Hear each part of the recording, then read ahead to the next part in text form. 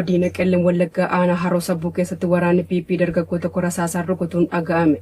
Guutuu gabaasichaaf Jaalbooree Addunyaa. Godina Qellem Wallaggaa aanaa Haroo Sabbuu ganda Caammoo bakka addaa Sondii jedhamuun waamamu keessatti gaafa guraandhala 3/2026 yakka raawwate osoo hin qabaanne maqaa waboo deeggarta jedhuun dargaggoon tokko rasaasaan rukutamuu jiraattonni bakkicha irraa arraatni biyyoolessa Oromiyaa dubbise tokko himan. Akka jiraattonni jedhanitti dargaggoon badii malee rasaasaan kun maqaan isaa Alamuddin Shifaa akka jedhamu eeruun ol adeemaa kun hidhata dhaaba siyaasaa kamiillee keessaa harka kan hin qabne ta'uu himuun waraanni gara jabeeyyiin murna maafiyaa PP itti dhukaasuun harka isaa irra madeessanii jiraachuu dabaluun dubbatu. Namni biroon illee rukutamee du'ee fi jiraan isaa adda kan hin bahin jiru gandicha keessa jiraachuu kan himan jiraattonni waraanni murna bilisiginnaa yeroo hedduu irra deebiin aanichatti namoota nagaa adamsuun itti dhukaasanii ajjeesaa akka turan addeessaniiru. Ergamtoonni impaayera Itoophiyaaf waardiyaa ta'uun dhaabbatan akka waanti ilmaan Oromoo ce'umsa aangoo isaanii ta'etti qe'ee saba guddaa weeraruun ilmaan sabichaas yakka malee akka bineensaatti adamsuun guyyuu ajjeesuu daran jabeessanii itti fufanii jiraachuun ni beekama. Godina Bahaa Wallaggaa aanaa Giddaa Ayyaanaa keessatti loltoonni bilisiginnaa hawaasa hidhaatti darbachuu hammeessan. Guutuu gabaasichaaf Jaalsabaaf Hawwaa Gaarii. Godina Bahaa Wallaggaa aanaa Giddaa Ayyaanaa bulchiinsa magaalaa Jaangir keessaa loltoonni gara jabeeyyii bilisiginnaa lolaan waraana bilisummaa Oromoo injifachuu dadhabuun gara hawaasa Oromootti deebi'anii haaloo ba'achaa kan jiran gaafa amajji 27 2026 qonnaan bultoota maqaan isaanii Adaanee Tasfaayee Jiraataa, Tasfaayee Dachaasaa fi Wayyaa Itichaa jedhaman ukkaamsanii hidhaatti darbachuu jiraattonni gandichaa Oromiyaa Naashinaal miidiyaatti himan. Akka jiraattonni kunneen Oromiyaa Naashinaal miidiyaaf himanitti Adaanee fi Tasfaayeen daldaltoota magaalaa Jaangir yoo ta'an obbo Wayyaan ammoo qonnaan bulaa tuttuqqaa fi hirmaannaa dhaaba siyaasaa kamirraa walaba ta'anii osoo jiranii sababa tokko malee maqaa deeggartoota waraana bilisummaa Oromooti jedhuun yakkamanii kan hidhaman ta'uun baramee jira. Aanicha guutummaa keessatti lukkeeleen bilisiginnaa maqaa adda addaa hawaasni keessa hin jirre ofiin itti maxxansuun erga yakkanii booda hidhuu, reebuu, saamuu, ajjeesuu fi bakka buutee dhabamsiisuun miidhaa ulfaataa hawaasa meeshaa maleessa irratti raawwataa kan jiranidha. Godina Horroo Guduruu Wallaggaa aanaa Horroo keessatti jaleewwan bilisiginnaa maatii qabsaa'otaa hidhaatti guuraa jiraachuun himame. Bal'ina isaaf Jaalfalmataa Lammii. Godina Horroo Guduruu Wallaggaa aanaa Horroo Ganda Odaa Bulluqqeessaan torban darbee nama maqaan isaa obbo Darajjee Assabaa jedhamu sababa ilma keetu miseensa wabooti jedhuun ergamtoonni bilisiginnaa qe'ee fi qabeenya isaanii irraa ukkaamsuun hidhaatti darbatanii raarsaa jiraachuu maddeen har'aata biyyoolessa Oromiyaatti himanii jiru.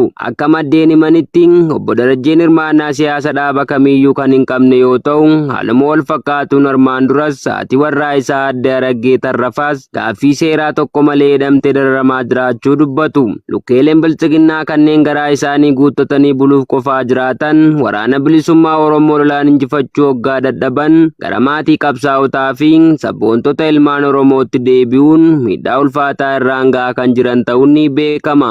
Godina Boorana Bahaa aanaa Liiban keessatti waraanni impaayera Itoophiyaa saamicha daangaa darbeen uummata hiraara.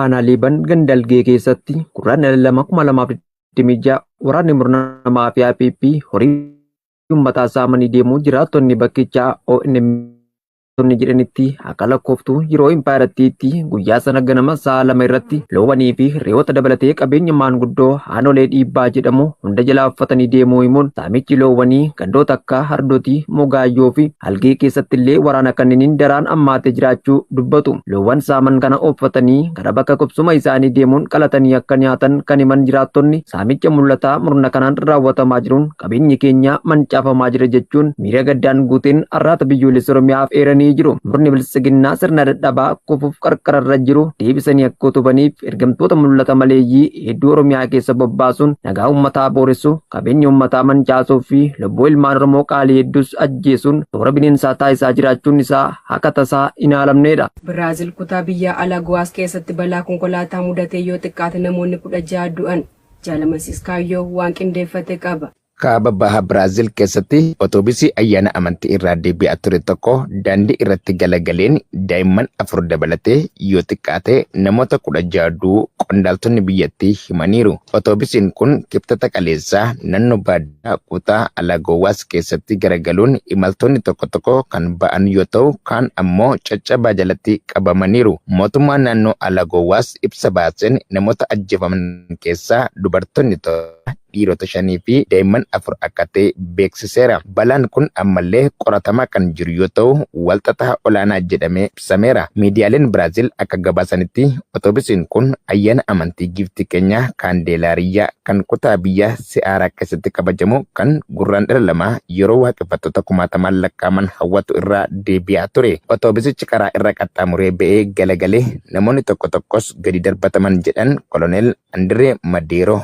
Daayirektarri kutaa Aviyeeshinii Alagowaas kan hojii baraarsaa kana irratti hirmaate. Bara 2024tti Biraazil keessatti balaa tiraafikaatiin namoonni 10,000 ol du'uu isaanii ministeerri geejjibaa ibseera. Muddee 2024 dabalatee kibba baha Biraazil bulchiinsa Miinas Giraayis keessatti daandii guddaa irratti otoobisiin imaltootaa fi konkolaataan fe'umsaa walitti bu'uun yoo xiqqaate namoonni 32 du'aniiru. Akkasumas bara 2024tti otoobisii garee kubbaa miilaa fe'ee ture daandii irratti galagalee lubbuun namoota 3 galaafateera jechuun Aljeeziraan gabaaseera. Tichi waraana bilisummaa Oromoo zoonii lixaa godina lixa Wallaggaa aanaa Yuubdoo fi godinichuma aanaa Ayiraa keessatti tarkaanfii barsiisaa diina uummata Oromoo irratti fudhateen injifannoo cululuqaa fi boonsaa galmeessee jira. Haaluma kanaan irree fi wanteen saba cunqurfamaa waboon zoonii lixaa kaleessa jechuun Guraandhala 3 2026 godina lixa Wallaggaa aanaa Yuubdoo ganda Geetaanoo bakka addaa Madadaa jedhamuun waamamtu keessatti rasaasaan waadee baarudaan macheessuun bakka qubsuma isaanii gallakkisiisuun injifannoo boonsaan